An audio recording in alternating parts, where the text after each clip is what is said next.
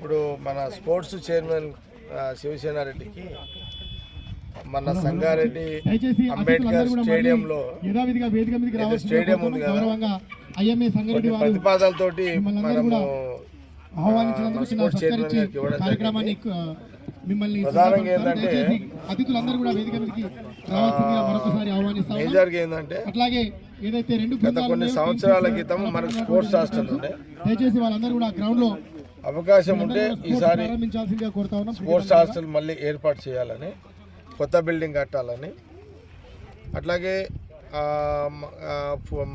Football match coach కానీ, volleyball coach కానీ అట్లాగే ఇవి ఇంకా లైటింగ్ ఏర్పాట్లు కానీ, ఇండోర్ స్టేడియం కావాలని. ఈ ఇండోర్ స్టేడియం చాలా పెద్దగా ఉండాలి. ఇండోర్ స్టేడియం కూడా ఏంటంటే ప్రధానంగా అందులో ఇండోర్ స్టేడియంలో బ్యాడ్మింటన్, వాలీబాల్, షటిల్ కూడా ఇవన్నీ ఇండోర్ స్టేడియంలో ఉండాలని